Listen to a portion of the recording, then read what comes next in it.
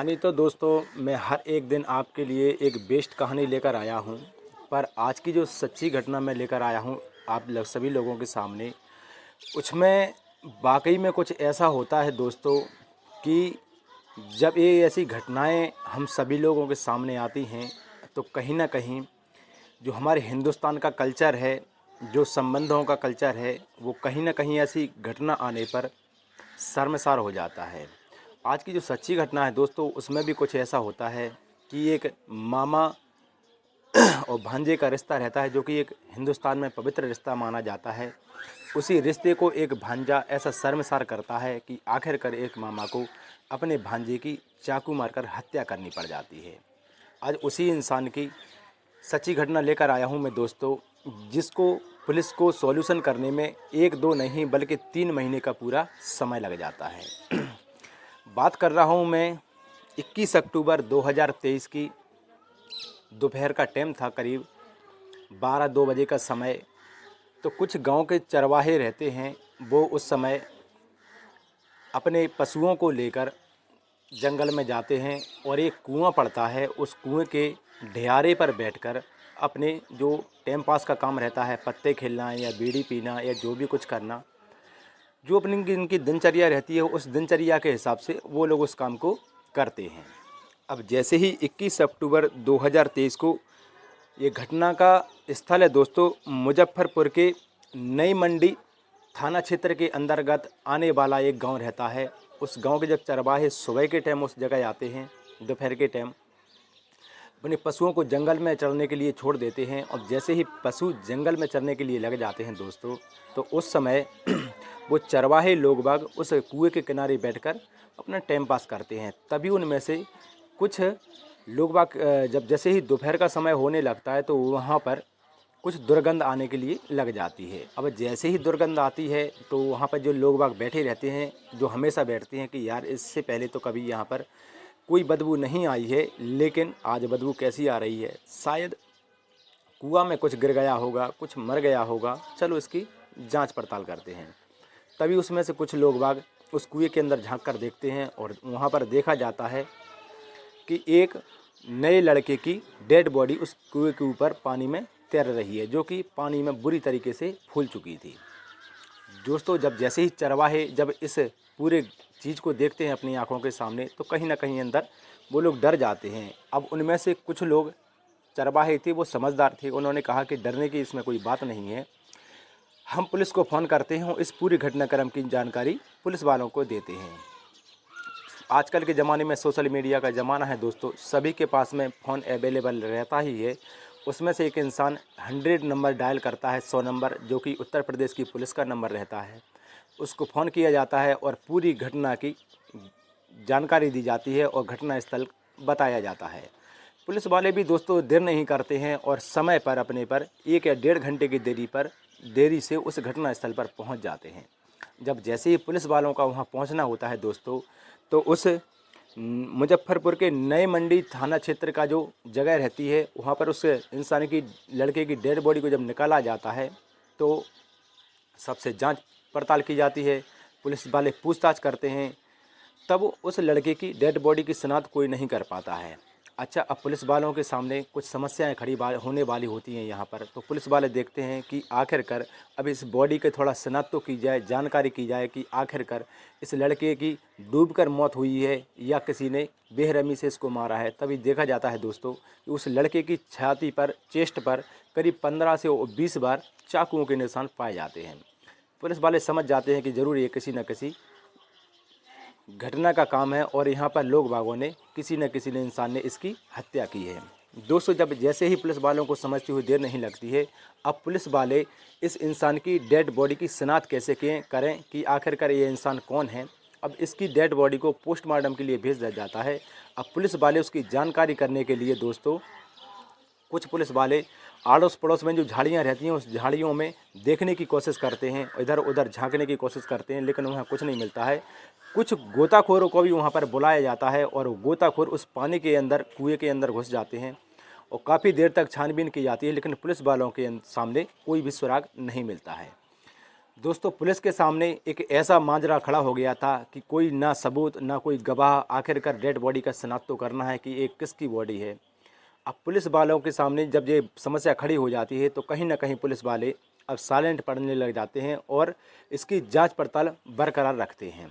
तभी पुलिस वाले उस डेड बॉडी का फ़ोटो खींचते हैं और आस-पास के जो पुलिस थाने रहते हैं उनके यहाँ पर ट्रांसफ़र करते हैं और कुछ मीडिया में भी चलाई जाती है, फेसबुक पे डाला जाता है, जो कि हर एक माध्यम को अपनाया जाता है कि आखिरकार इस डेड बॉडी की शिनाख्त हो सके। उस डेड बॉडी को कुछ समय के लिए इस जगह व्यवस्थित रखा जाता है कि शायद इसके परिजन कुछ समय बाद इसको देख लेंगे तो उसकी बॉडी उसको वापस कर दी जाएगी। दोस्तों, इसी के साथ करीब 1 महीने का समय बीत जाता है और पुलिस वालों के सामने कोई भी सुराग हाथ नहीं लगता है।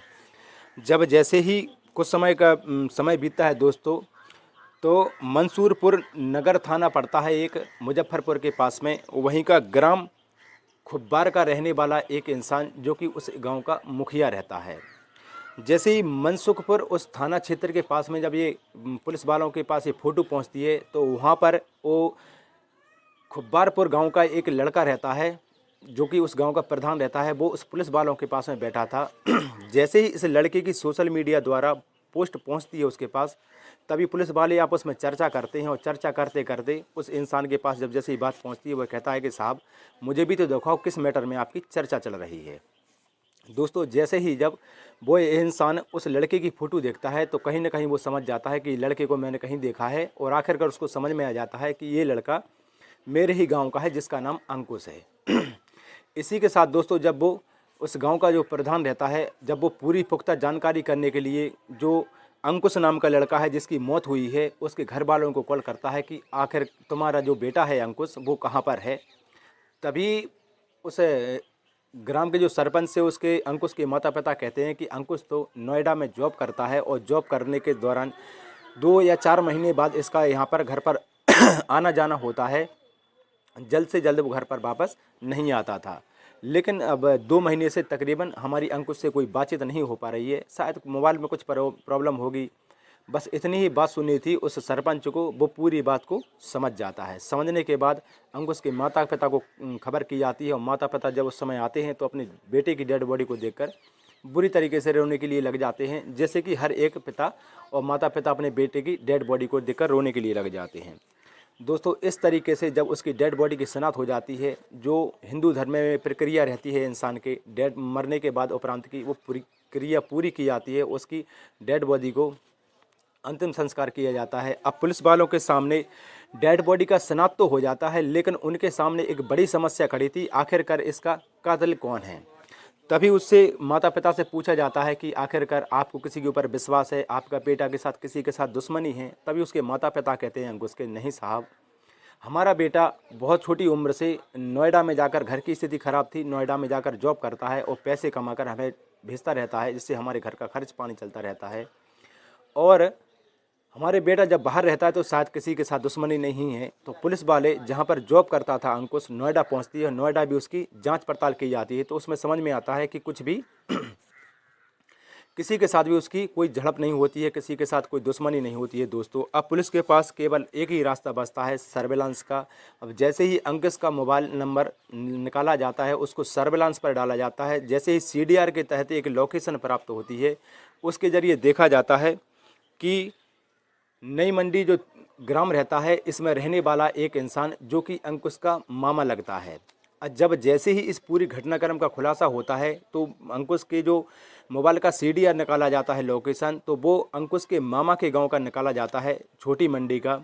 तो वहां पर देखा जाता है कि अंकुश जब अपने मामा के यहाँ पर आया है तो इसके मामा के पास हर एक खबर पहुंच चुकी है अंकुश की मौत को लेकर। तो ना ही अंकुश के मामा ने इसकी डेड बॉडी की शिनाख्त की और ना ही कुछ भी बोलने के लिए तैयार है। पुलिस को अब कहीं ना कहीं पूरा शक अंकुश के मामा के ऊपर चला जाता है। अंकुश के मामा का नाम रहता है दोस्तों अमित। अमित के पास जब जैसे ही पुलिस उस विचारधारा के साथ पहुंचती है, छानबीन की जाती है, तो वाकई में पता चलता है कि ये अंकुश का मामा है। और अंकुश के मामा से पूछा जाता है कि भाई, अगर तुम्हारा भाई अंकुश है, तुम्हारा भांजा था जो अंकुश, इसकी मौत हो चुकी है और इसकी शिनाख्त तुमने क्यों नहीं की, इसके बारे में आपने कोई जानकारी नहीं दी अभी तक, आखिरकार ऐसा क्यों किया है। दोस्तों, तभी अंकुश के शब्द लड़खड़ाते हैं और अंकुश को इसी आधार पर पुलिस वाले अरेस्ट कर लेते हैं। अंकुश के जो मामा रहता है अमित वो शुरुआत में तो इधर उधर की बातें करता है। बातें करने के बाद दोस्तों जब जैसे ही पुलिस अपनी सख्ती बरतती है तो उस दिन अंकुश का जो मामा रहता है अमित पूरा वक्तव्य कबूल कर लेता है, पूरी घटनाक्रम को कबूल कर लेता है। अब जैसे ही पुलिस वालों के सामने जब दोस्तों पूरी घटनाक्रम का खुलासा करता है तो कहीं ना कहीं सुनने वाले लोग बाग भी बड़ा हैरान और परेशान हो जाते हैं और उसके माता पिता का तो रो रो कर बुरा हाल हो जाता है। अमित बताता है कि साहब आज से घटना स्टार्ट होती है 6 महीने पहले, करीब जुलाई महीने में अक्सर अमित नोएडा से मेरे घर पर आता था और मामा और भांजे का हमारा रिश्ता था तो आने में कोई दिक्कत भी नहीं थी। इसी के साथ जो अमित की पत्नी रहती है जिसका नाम खुशबू रहता है, खुशबू दिखने में बेहद खूबसूरत थी, जो कि एक हद से ज़्यादा खूबसूरत देखी जाती थी अपने समय में। और अमित भी एक 24 और 25 साल का लड़का था जो कि जवानी के दहलीज पर कदम रखे था। वो भी एकदम हष्ट पुष्ट और अच्छा खासा लड़का था अमित। जब जैसे ही अंकुश की नज़र अपनी मामी पर पड़ती है तो कहीं ना कहीं वो पहली नज़र में मामी को पसंद करने के लिए लग जाता है और मामी भी कहीं ना कहीं अंकुश के प्रति अट्रैक्शन में पड़ जाती है। अब जैसे ही दोनों का सिलसिला चला, मामा भांजे तो वैसे ही रिश्ते में लगते थे, अब दोनों का प्रेम प्रसंग यहाँ से स्टार्ट हो जाता है। प्रेम प्रसंग स्टार्ट होता है दोस्तों तो फ़ोन के जरिए दोनों की बातचीत स्टार्ट हो जाती है और बातचीत होते होते आखिरकार दोनों अवैध संबंध बनाने के लिए लग जाते हैं। जब जैसे ही इनका सिलसिला यूं ही ऐसे आगे चलता रहा और एक दिन चलते चलते इतने भावुक हो जाते हैं कि अब ये ना ही संसार को देखते हैं ना ही लोग बागों को देखते हैं। अब जब भी अंकुश को समय लगता है तो अपनी नौकरी को छोड़कर अपनी मामा के घर अमित के यहाँ पहुँचता है और अपनी मामी के साथ अवैध और नाजायज संबंध बनाने के लिए लग जाता है। जब जैसे ही पूरी इस घटनाक्रम का खुलासा जब स्टार्ट होने लगता है दोस्तों तो कहीं ना कहीं इस बात की भनक अंकुश के मामा अमित को दी जाती है अड़ोसी पड़ोसियों द्वारा। तो अमित कहीं ना कहीं शंका तो कर जाता है लेकिन इसकी पुख्ता जानकारी करने की कोशिश करता है। जब जैसे ही कोशिश करता है तो कहीं ना कहीं एक दिन थोड़ा बहुत देख लेता है कुछ अमित अपने भांजे को, तब समझा के बुझा कहता है कि भांजा है तू भाई आज से मेरे घर पर आना बंद कर, और जब मैं घर पर हूँ तभी तू मेरे घर पर आना, अगर बाद में ऐसा आया तो तेरे साथ कुछ हो जाए तो मुझसे मत कहना। ऐसा कुछ धमकाकर भांजे को विदा कर देता है। तकरीबन 21 अक्टूबर 2023 को 3 महीने का समय बीतता है दोस्तों। तो अंकुश अचानक 4 दिन के लिए बाहर गया था और 4 दिन बाद जैसे ही लौटकर अपने घर पर आता है तो वहाँ पर देखता है कि अमित जब बाहर आता है अपने घर के दरवाजे पर खड़ा होता है, वहाँ देखता है कि घर के अंदर कुछ चुलबुलाहट हो रही है, कुछ आहटें आ रही हैं। अमित को समझती हुई देर नहीं लगती है कि घर के अंदर कुछ ना कुछ तो है, शायद अंकुश ही क्यों ना हो। इस तरीके से पूरा डाउट लेकर अमित कहीं ना कहीं से छत को कूदकर अपने घर के अंदर देखता है तो वहाँ पर अपने भांजे अंकुश को और अपनी पत्नी को आपत्तिजनक स्थिति में देखता है दोस्तों। तो उसी समय अपनी पत्नी की तो थोड़ी बहुत मारपीट कर उसको छोड़ देता है। अब अंकुश से कहता है कि चलो मैं तुम्हें तुम्हारे घर पर छोड़ कर आऊँ।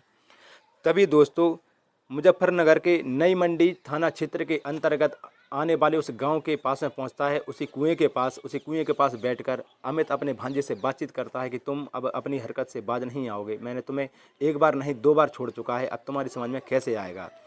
इतने में अंकुश अपनी सफाई देने वाला था, कुछ कहने वाला था, कुछ समझाने वाला था अपने मामा को, लेकिन तभी अमित ने कुछ अपने अंदर से एक चाकू निकाला और ताबड़तोड़ तरीके से अंकुश के सीने पर वार करने के लिए लग जाता है और वार करते ही अंकुश की डेड बॉडी को उस कुएं के अंदर फेंक देता है, जिसकी अंकुश की घटनास्थल पर ही मौत हो जाती है। इस तरीके से दोस्तों जब पूरी घटनाक्रम का खुलासा अमित कहीं ना कहीं पुलिस वालों के सामने करता है तो लोग बागों को सुनने के बाद अपने कानों पर यकीन नहीं होता है। और सही भी है कि अगर इंसान ऐसे गलत कदम उठाता है तो उसको सज़ा मिलनी चाहिए, पर कानून को लेना किसी इंसान के हक की बात नहीं है।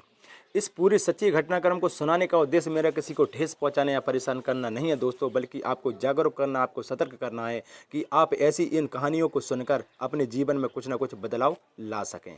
ऐसी गलती ना करें, शायद अगर आप ऐसी गलती करेंगे तो आपको भी ऐसा अंजाम भुगतना पड़ सकता है। फिर मिलूंगा दोस्तों मैं नई क्राइम की घटना के साथ, जब तक के लिए मुझे विदा दीजिए। जय हिंद, वंदे मातरम, भारत माता की जय।